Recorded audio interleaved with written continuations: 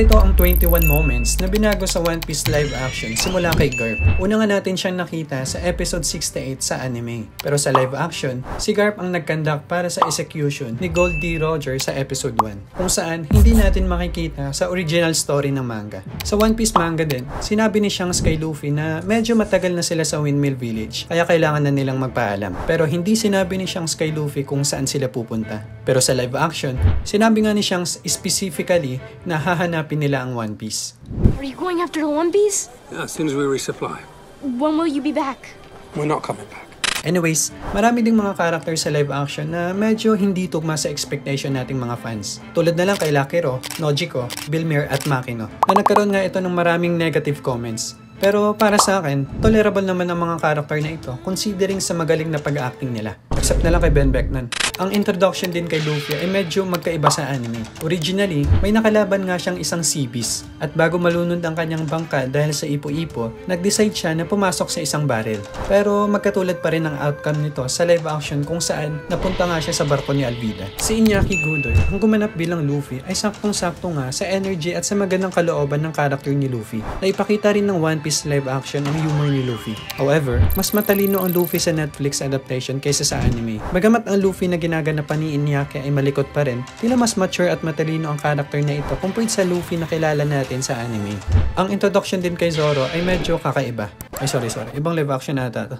Anyways, instead na ipakilala siya bilang demon pirate hunter sa Shellstown, inintroduce nga siya sa harap ng libingan ni Koina, kung saan kinalaban niya nga si Mr. Seven, isang member ng Baroque Works, matapos niyang tanggihan ang offer nito. Pero actually, ang laban nila ay hindi pinakita sa anime, at binanggit lang ito nung nakaharap ni Zoro si Mr. One. East Blue de Baroque Works 社の勧誘を蹴り、当時のミスターセブンを切った海賊狩りってのも Instead na ipakita din sa pamamagitan ng flashback kung paano hinuli si Zoro ng Marines, ang laban between kila Zoro at Helmeppo sa isang bar ay nangyari sa present time kung saan si Luffy at Nami ay nanonood. Si Kobe ay may malaking papel din sa live action compared sa anime. Magkatulad nga yung nangyari sa live action na sumali si Kobe sa Marines doon sa Shellstown. Pero ang hindi pinakita sa live action ay ang laban ni na Luffy at Kobe. Instead, sumama nga si Kobe sa Marines at later on, naging paboritong sidekick ni Garp. Sa live action din, 2 beses nagkita si na Luffy at Kobe pagkatapos umalis ang mga Straw Hat Pirates sa Shellstown. Na-encounter nga ni Kobe ulit si Luffy sa Syrup Village at pagkatapos sa Kukoyashi Village. Pero sa manga, almost 400 chapter pa bago sila magkita ulit.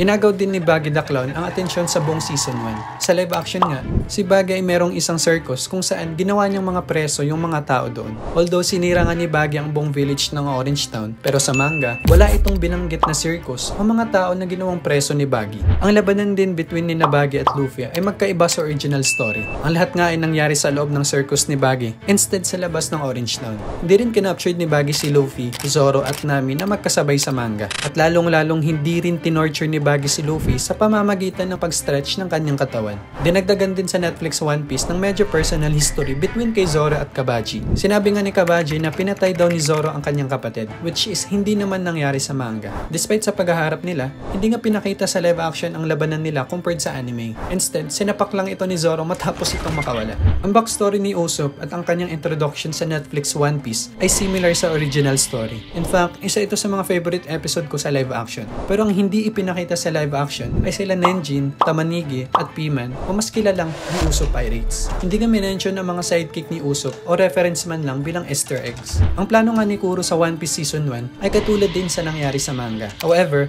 ang climax nga ng laban nila between sa Straw Hat Pirates at Black Cat Pirates ay medyo magkaiba. Instead na kalabanin nila ang buong crew ng Black Cat Pirates para mailigtas si Kaya, pinalaban lang nila si Bocchi at Sham. Fun fact, sa anime, lalaki talaga si Sham. Although parehas nga ang plano ni Kuro na patayin si Kaya bago niya kunin ang kayamanan ng kanyang pamilya, ang paraan kung paano ito dapat mangyari ay magkaiba. Sa manga, kinuha ni Kuro si Django para i-hypnotize si Kaya. 1, 2, Django! Anyways, sa live action, hindi nga pinakita si Django. Si Kuro ay nagpapanggap na lang siyang si Klahadore na butler, kung saan pasimple niyang kinukuha ang loob ni Kaya para mapagkatiwalaan siya sa negosyo ng kanyang pamilya. Ang story din ni na Usopp at Kaya sa Netflix One Piece ay similar din sa manga, kung saan ang mga kwento nga ni Great Captain Usopp ay nagpapasaya kay Kaya. Ngunit may isang malaking pagkakaiba mula sa manga. Sa One Piece Episode 4, nagkaroon nga ng kissing scene sina Usopp at Kaya na hindi nangyari sa anime. At nagpapakita nga ito na may namamagitan nga sa kanilang dalawa sa live action series. Inatake nga ni Kuro si Mary matapos nitong malaman ang kanyang tunay na identity na parehas na nangyari sa manga at live action. Ngunit namatay nga si Mary sa episode 4 sa Netflix One Piece at ito ang naging rason kung bakit pinangalanan ni Luffy ang barko na Going Merry.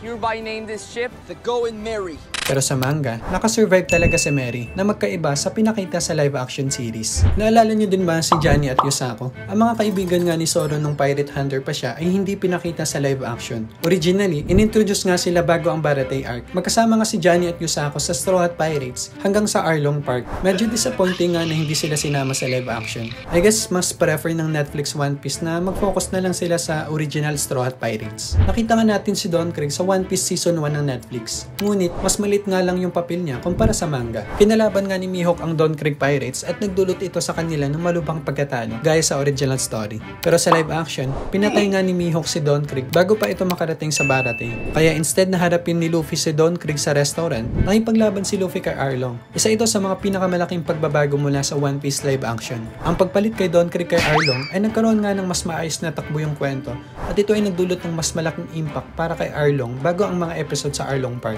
Sa One Piece Episode 3, hinuli nga ni Arlong si Buggy at dinala ang kanyang ulo sa Baratie. Dito makikita natin na nilagay ni Buggy ang isa sa kanyang mga tenga sa loob ng Straw Hat ni Luffy. Kaya alam ni Arlong kung saan hanapin ang mga Straw Hat Pirates. Wala nga sa manga ang pangyayaring ito. Sa original story, sinuntok ni Luffy ang ulo ni Buggy palayo mula sa kanyang katawan. Na-recover lamang ni Buggy ang iilang bahagi ng kanyang katawan at nagpatuloy sa kanyang nakakatawang paglalakbay bago sila magkita ni Alvida. Ang sekreto ni Nami at ang dahilan kung bakit siya nagtatrabaho para kay Arlong ay hindi na bago sa Netflix One Piece. Pero sa live action, hindi alam ni Nojiko o ni Genso ang kasunduan ni Nami kay Arlong. Pareho silang naniniwala na si Nami ang nag-decide na magtrabaho siya para kay Arlong.